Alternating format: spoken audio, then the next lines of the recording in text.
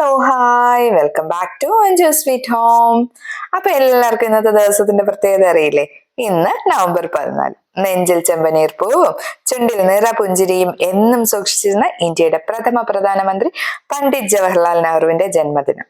കുട്ടികളെ ജീവന് തുല്യം സ്നേഹിച്ചിരുന്ന പ്രിയപ്പെട്ട ചാച്ചാജിയുടെ പിറന്നാൾ. നാളെയുടെ വെളിച്ചവും പ്രതീക്ഷയുമായ നമ്മുടെ കുഞ്ഞുമക്കൾക്ക് ആദ്യമേ തന്നെ ശിശുദിനാശംസകൾ നേരുന്നു.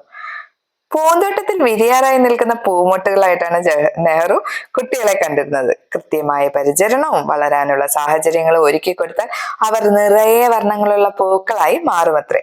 അത്തരത്തിൽ നിറയെ വർണ്ണങ്ങളുള്ള പൂക്കൾ കൊണ്ട് നിറഞ്ഞ് നമ്മുടെ ലോകം അതിമനോഹരമാകട്ടെ എന്ന് നമുക്ക് എല്ലാവർക്കും പ്രാർത്ഥിക്കാം, ആഗ്രഹിക്കാം, അതിനുവേണ്ടി പരിശ്രമിക്കാം.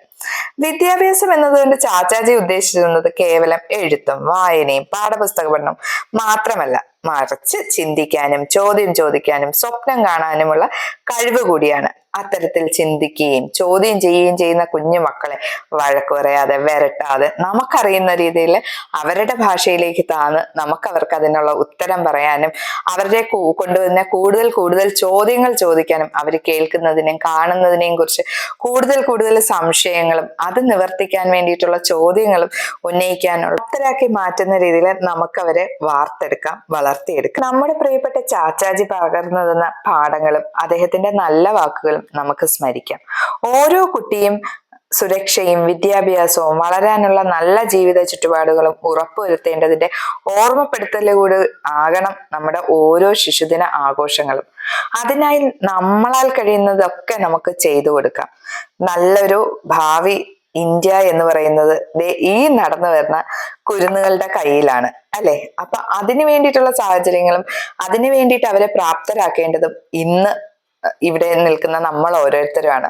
അത് മറന്നു പോവാതെ നമുക്ക് ഓരോ കുട്ടികൾക്കും നമ്മുടെ വീട്ടിലുള്ളതായാലും ശരി, നമ്മുടെ ചുറ്റുപാടുള്ളതായാലും ശരി, നമുക്കറിയുന്ന ഓരോ കുട്ടികൾക്കും അത്തരത്തിലുള്ള നല്ല സാഹചര്യങ്ങൾ പടുത്തുവരുത്താൻ നമ്മളാൽ കഴിയുന്ന രീതിയിൽ നമുക്ക് ചെയ്തു കൊടുക്കാം. ഇന്നതേ ഈ നടന്നു വരുന്ന കുരുന്നുകളെല്ലാം തന്നെ നമ്മുടെ കുറവങ്കോണം പട്ടം താണുപിള്ള പാർക്കില് സ്ഥിതി ചെയ്യുന്ന അംഗൻവാടിയിലുള്ള കുരുന്നു മക്കളാണ് കേട്ടോ. അപ്പം അവരെ ഒപ്പം കാണാനും അവരുടെ ഒപ്പം തന്നെ ഈ ചിൽഡ്രൻസ് ഡേ ചെലവഴിക്കാനും പറ്റിയതിൽ ഒരുപാട് സന്തോഷം. അപ്പൊ അവിടെയുള്ള ഒരുപാട് നല്ലവരായ ആൾക്കാര് കുഞ്ഞുമക്കൾക്ക് ആവശ്യത്തിന് സ്നാക്സും ജ്യൂസും ഒക്കെ കൊണ്ടുവന്ന് കൊടുത്തിട്ടുണ്ടായിരുന്നു കേട്ടോ. അപ്പൊ അവരൊക്കെ അവിടെ അതൊക്കെ ഇരുന്ന് എൻജോയ് ചെയ്യാണ്. പിന്നെ ഈ അംഗൻവാടികളിലെ ശിശുദിനമൊക്കെ ഇത്രയും കളർഫുൾ ആണെന്ന് ഞാൻ ഇപ്പോഴാണ് മനസ്സിലാക്കുന്നത്.